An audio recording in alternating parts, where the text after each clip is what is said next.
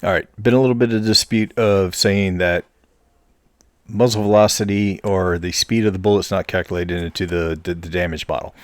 So I ran some numbers, shot this animal, put the numbers in, and I used different data points. So with the flesh, as the bullet hit the flesh, I did, basically every 10 clicks of the mouse or 10 clicks of the D key to advance the bullet and took a data point. And all the way up until it hit the next organ, which was the bone. The bone, I actually took each data point because it's a small, the bullet doesn't go through it that much till it hit the lung. And with the lung, I took every 20, I took a data point. So that's not going to change the data. It's not going to make it skewed because the line graph just may not be as curved if I did it every time. And the problem with hitting the D key to advance the bullet is if I hold the D key down for 2 seconds, the bullet's going to travel faster through the bullet cam than if you just hit it for a second. But the start of the joules to the second, it doesn't matter. I'm taking points through it, so it's going to show a line graph. I'm also going to test a line graph of showing the factory data for that bullet that goes through, that basically is being shot, that the velocity when it's shot to not hitting anything to a certain yardage where the velocity drops. So the way you get energy is you take the weight of the bullet, do a calculation, and it shows you the energy at that speed.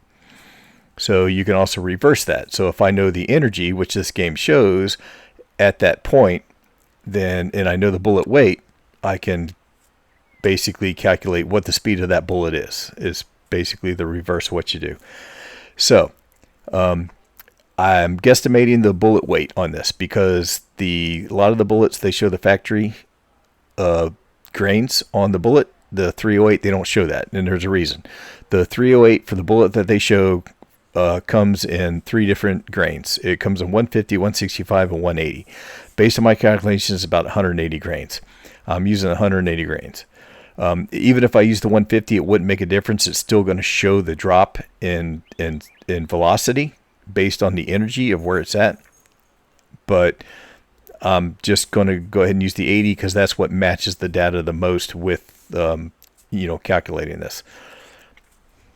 So after this ends, I'm going to show the bullet path going through the animal, and then I'm going to show the calculations that I took, and I'm going to show the graph of what the velocity is for that round factory of not hitting anything, how it's linear, and then I'm going to show the actual data that I plugged in from the animal, each tick that I took it and plugged it in for each organ and where it stops. I'm going to show the linear drop in muzzle velocity based on the energy with the same weight, because the weight of the bullet is a static. It's going to stay the same.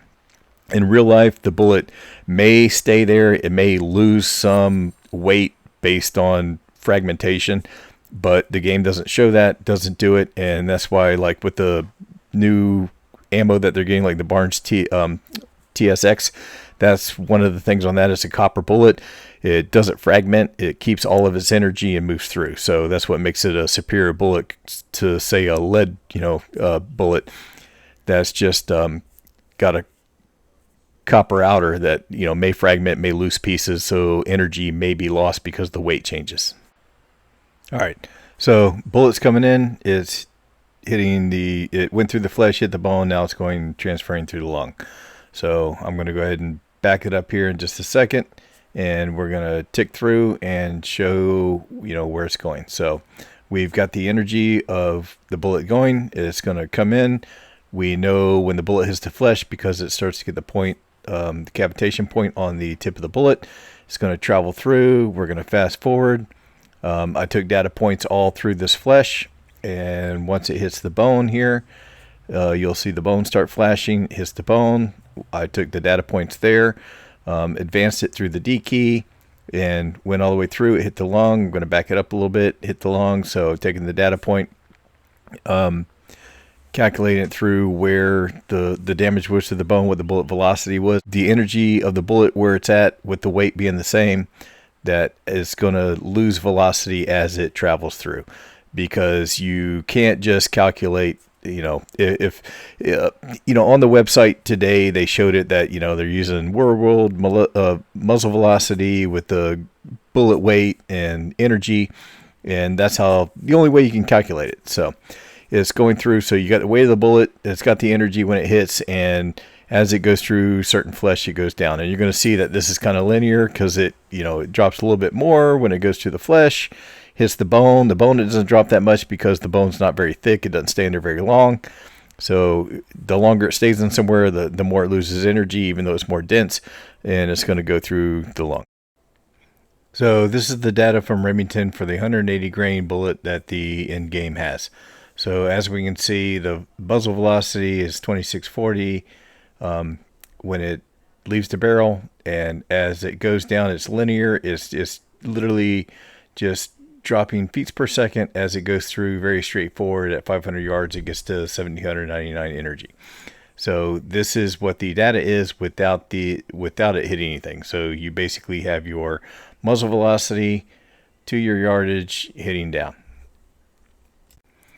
So here we have the data from point of impact. So I basically took the energy that the bullet was from the time that it hit. So the feet per second, the very first one, is basically converted what the muzzle velocity would have been with the energy of that bullet when it hit that flesh. Going down, so the very first red X that you see, that's when it hit bone. The second red X that you see, that's when it hit lung.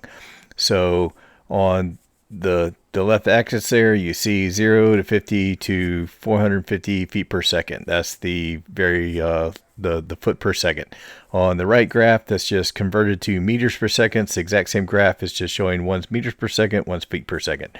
So I did the conversion from meters to feet because the game uses everything in meters. It uses joules and meters for distance. So showing that it's pretty much the same graph, but showing that it goes through. So it hit the very first portion of the graph. It hits, it drops down, pretty straightforward, going through. The velocity feet per second changes if you use the same mass of the bullet and the energy that goes through until it hit the bone, and then it slowly kind of dropped down till it hit the lung.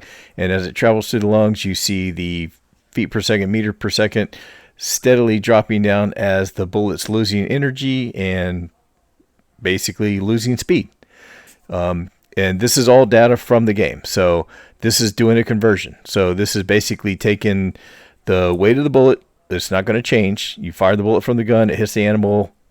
If you have no fragmentation, losing energy, and even if you have fragmentation, it's not going to be that much. So you're taking the weight based on the energy that the game is showing, and you can calculate muzzle velocity. So the muzzle velocity, as you can see, is clearly dropping down.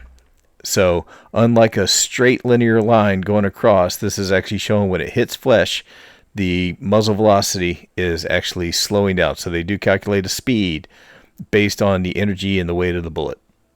So hopefully that explains a little bit. If you don't know that much about ballistics, this is showing that they do calculate the speed of the bullet. If they didn't, if it hit and the bullet energy would basically stay the same if the bullet went through at the same speed. So you can't have one without the other. It's just how it's calculated. You can't get energy off of a bullet without the velocity changing.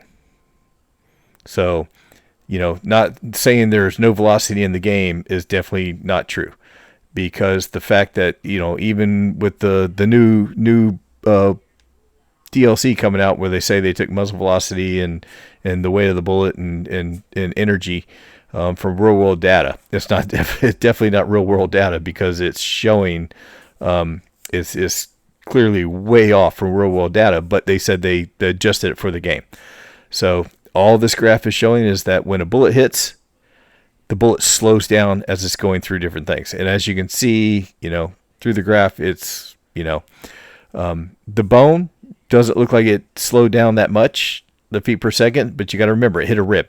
I mean, you're talking about like an inch wide of something. So it's not going to slow down. If it hit the skull, I'm sure it would slow down a lot more. I'm going to do a lot more testing on this. I'm going to do a lot more data. And if you guys like it, I'll keep doing this.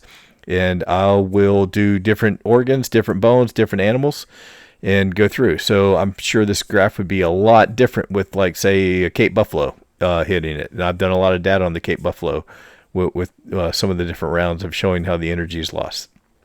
So hopefully this will kind of explain that, what I'm saying is, is true, because of the fact that you've got three things to determine ballistics. You got a bullet weight, you got the velocity that leaves the barrel, and you got the energy of when it hits at that velocity. And they wouldn't show you different different energy at different ranges without the bullet being able to slow down, because that's how they know it gets to that velocity. They know the bullet slows from point A to point B at, depending on the range, based on the calculations that are given from the bullet manufacturers. All right. Well, any questions, just, leave them. I'll try to answer them. All right. Thanks. Bye.